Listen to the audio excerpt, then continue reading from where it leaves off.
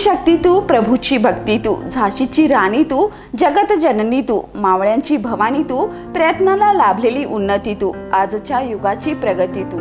नमस्कार, मी सुरेखा. तारा न्यूजमध्ये आपल्या सर्वांचं मनापासून स्वागत. आयुष्याच्या प्रत्येक टप्प्यावर आपली भूमिका योग्य पद्धतीने साकारणाऱ्या, अशक्य ते शक्य करून दाखवणाऱ्या, अन्यायाला न्याय मिळवून देणाऱ्या, आपल्या कार्यातून समाजाची दिशा बदलणाऱ्या आणि शैक्षणिक, सामाजिक अशा विविध क्षेत्रात काम करत आपल्या कार्यांना सर्वांनाच प्रोत्साहित करणाऱ्या जरग फाउंडेशनच्या अध्यक्षा आणि स्वयंपूर्ण प्रशिक्षण केंद्राच्या संस्थापिका सौ वैभवी जरग आज आपल्या सोबत आहेत. त्यांचा सामाजिक क्षेत्रातला प्रवास आज आपण जाणून घेणार आहोत.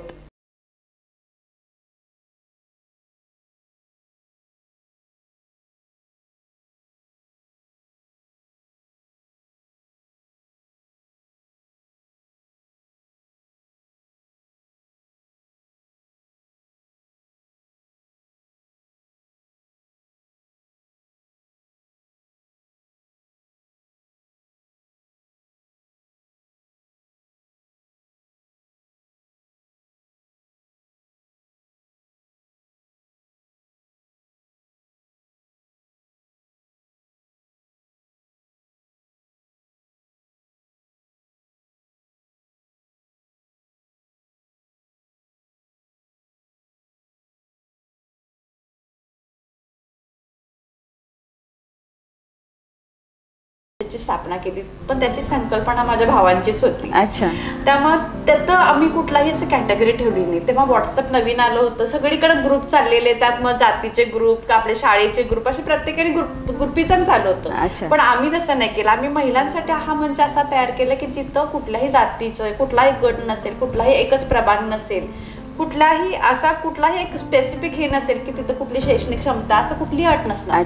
फक्त स्त्री म्हणून तिनं तिथं यायचं, तो आनंद घ्यायचा, तिच्या कलागुणांना तिनं प्रोत्साहन द्यायचं, असं तिचं एक आपुलकीचं माहेरघर असं म्हणून आम्ही त्याची स्थापना केली. आणि खरंच खूप सुंदर रिस्पॉन्स त्याला मिळाला. तो आज तागा आहेत. आज जवळजवळ 8 वर्ष आमच्या मंचाला पूर्ण होत आहेत. त्यामुळे कोल्हापूर आणि आसपासच्या विविध गावातील विविध महिला युवती आमच्याकडे आनंदाने सहभागी होतात. अच्छा. मग त्यात आम्ही कसं करतो की फक्त आरोग्य म्हणजे फक्त मनोरंजन नाही, तर त्यांच्या आरोग्याविषयी त्यांच्यात जागृती करतो, परत सामाजिक भान रुजवतो, नैसर्गिक भान रुजवतो. त्यामुळे असे प्रत्येक उपक्रम आपल्या वर्षभरात त्यांच्याकडून करून घेतले जातात. अच्छा. तर आरोग्याविषयी हे आज खूप महत्त्वाचं आहे महिलांसाठी. तर खूप छान मॅडम, तुम्ही अगदी या मंचद्वारे खूप छान उपक्रम सुरू केलेले आहेत.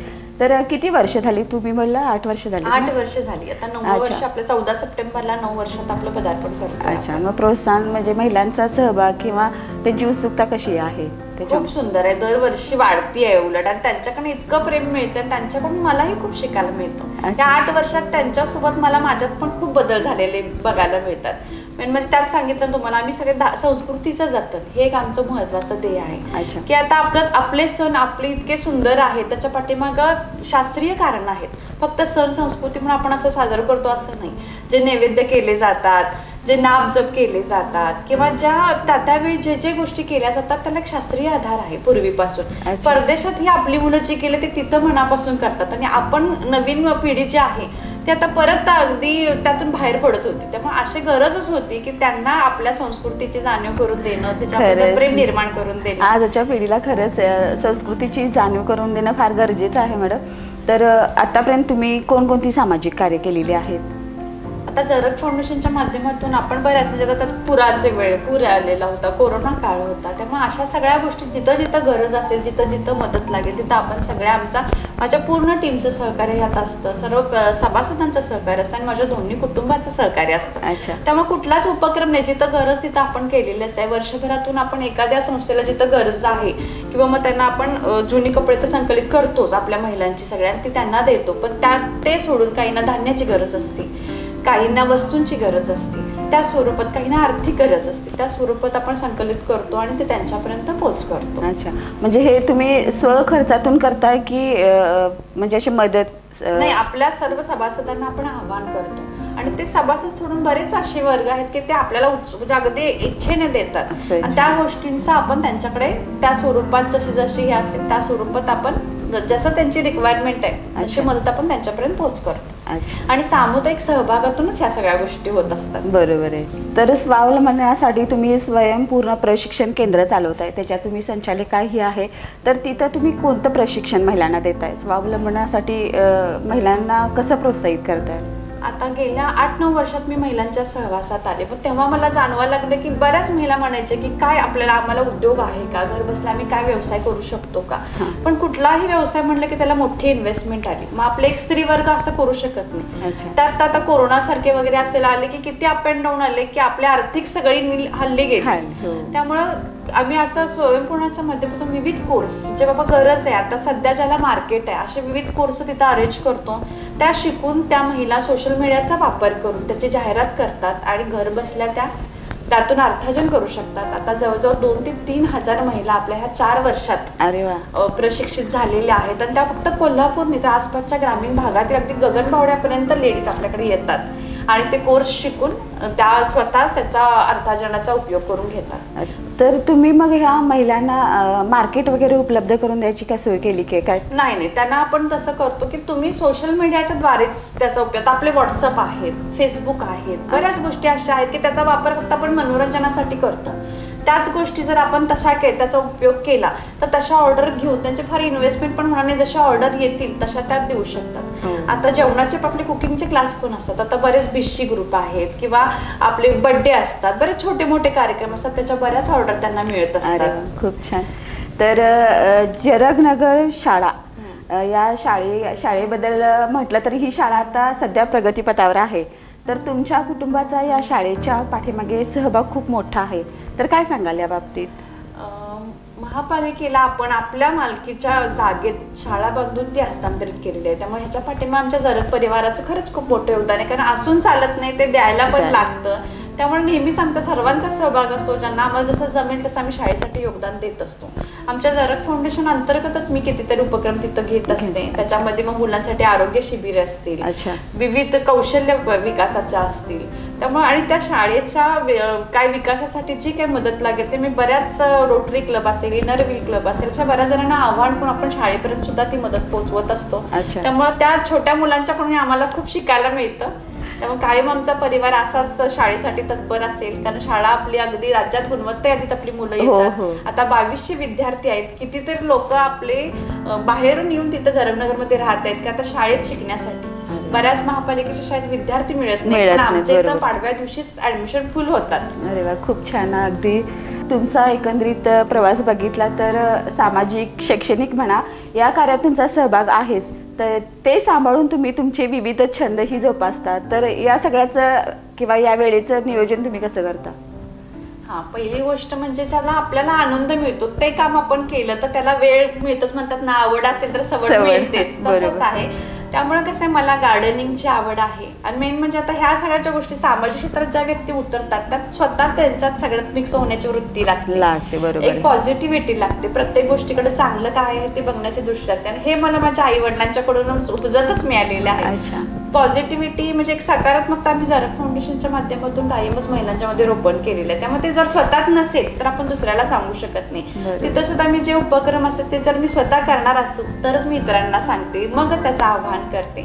त्यामुळं त्या वेळेचं नियोजन असं असतं की बाबा आता जरग फाउंडेशन मार्फत आपण कार्यक्रम घेतो, स्वयंपूर्णाचा घेतो. तसेच भक्तजन प्रणित मंडळ मी ज्येष्ठांच्या मंडळात पण एका संचालक आहे. शाळेच्या माध्यमातून मुलांचा सहवास, ज्येष्ठांचा सहवास आणि महिलांचा सहवास ह्यांच्याकडून मला इतकं शिकायला मिळतं की त्यांच्यासाठी वेळ हा आपोआपच काढला जातो. बरोबर आहे. तर एवढं सगळं तुम्ही मॅडम करता, तर या मागे तुम्हाला तुमच्या कुटुंबाचा, घरच्यांचा सपोर्ट कसा आहे? खूप छान. वास्तविक कुठल्याही स्त्रीला म्हटला तर त्या सपोर्ट शिवाय ती काहीच करू शकत नाही. त्यामुळे पहिला म्हणजे मी जे मिळालं ते सकारात्मकता मिळाली ती माझ्या माहेरकडून मिळाली आणि जे स्वातंत्र्य मिळालं ते मला माझ्या जरग परिवाराकडून मिळालं. त्यामुळे असं कुठलीच गोष्ट नाही. आता जरग फाउंडेशनचे जे कार्यक्रम आम्ही उपक्रम राबवतो, स्वयंपूर्णाचे जे क्लास घेतो ते आमच्या स्वतःच्या वास्तूत घेतो. श्रीकृष्ण सरस्वती मंगल कार्यालय म्हणून आमचे कार्यालय आहे जरगनगरमध्ये. त्यामुळे ती वास्तू माझ्यासाठी, आमच्या महिला वर्गासाठी, आमच्या सामाजिक कार्यासाठी उपलब्ध करून दिली तो आमचा जरग परिवार. त्यामुळे त्यांचं खरंच योगदान आहे म्हणून तर मी करू शकले. आणि ही सगळ्यांच्यात सामावून जाण्याची वृत्ती किंवा ही संकल्पना देणारे माझं माहेर, माझे भाऊ आहेत. त्यामुळे त्यांचा सपोर्ट असल्यामुळे मी इतकं करू शकते की आताही मला वाटते की किती क्षण कमी पडतील की काय, आपण इतकं करावं असं वाटते. तर खूप छान, म्हणजे माहेर आणि सासर असं दोन्ही धरून तुमच्या पाठीमागे अगदी खंबीरपणे उभे आहेत. तर खूप छान मॅडम. तर आता महिला दिन सुरू आहे, तर आजच्या या आधुनिक युगात आजच्या महिलांना तुम्ही काय संदेश द्याल?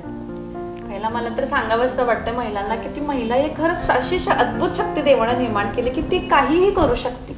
त्याच्याकडे सगळं अतोनात भरलून पाठवलेलं आहे त्यानं. त्यामुळे पहिला गोष्ट म्हणजे आपण काय करतो, आयुष्यभर इतरांच्याकडनं अपेक्षा करत राहतो आणि आपण सतत दुःखी राहतो. त्यापेक्षा आपण अपेक्षा आपल्याकडनं करायची. आपल्यात जे काही चांगलं आहे त्याला प्रोत्साहन द्यायचं, आपल्यात जे काही कमी आहे त्याच्यात वाढ करायची, त्याच्यात बदल करायचे. मग आपल्याला मला वाटत नाही की कुठलीच गोष्ट कमी पडेल आणि कुठली गोष्ट नेहमी शिकत राहायची. मग प्रत्येक क्षण आता सांगता आयुष्याचं काही हे नाहीये, अनिश्चित आहे सगळं. त्यामुळे प्रत्येक क्षण खरंच महत्वाचं आहे. आणि कुटुंबातील व्यक्ती असतील, मित्र परिवार असेल, तर मी तर असं म्हणते की प्रत्येकाचं आयुष्य वेगळं आहे, प्रत्येकाच्या आयुष्यातले चॅलेंज वेगळे आहेत. एखादी मास्टर शेफची स्पर्धा असते, त्यात आपल्याला एवढे इन्ग्रेडियंट्स दिले असतात, त्यात आपल्याला बेस्ट करायचं आहे. तेव्हा देवानं तुम्हाला जी दिलीत ही लोक, जे तुमच्याकडे टॅलेंट दिलं हेच आहे, ह्यात तुम्हाला छान करायचं आहे.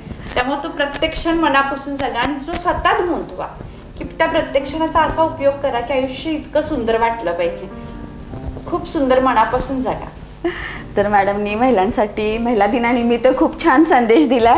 तर या होत्या वैभवी संजय जरग यांच्याकडून यांच्या जीवनातला आपण प्रवास पाहिला आणि हा प्रवास नक्कीच प्रेरणादायी आहे. तर धन्यवाद मॅडम, तुम्ही तारा न्यूजला भेट दिल्याबद्दल आणि पुढच्या वाटचालीसाठी तारा न्यूजकडून खूप साऱ्या शुभेच्छा. खूप खूप धन्यवाद. मला तारा न्यूजनं आधी इथं बोलवलं आणि माझा मनोगत सांगण्याचा आणि माझा जो प्रवास आहे तो ऐकण्यासाठी त्या सगळ्यांपर्यंत पोहोचवण्याचा प्रयत्न केला. तर खरंच मनापासून धन्यवाद. थँक्यू.